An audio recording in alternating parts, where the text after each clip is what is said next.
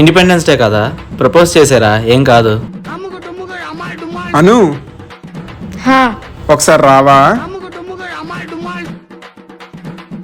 చెప్పు అశోక్.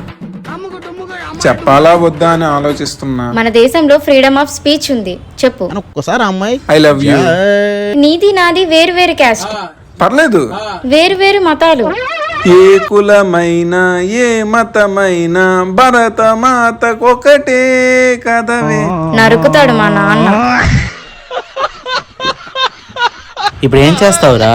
ఇప్పుడేం చేస్తాడు మీ హీరో? ఇంకొక అమ్మాయి ఉంది కదా, తనకి హెల్ప్ చేయమని అడుగుతావా? తనకి ప్రపోజ్ చేస్తా.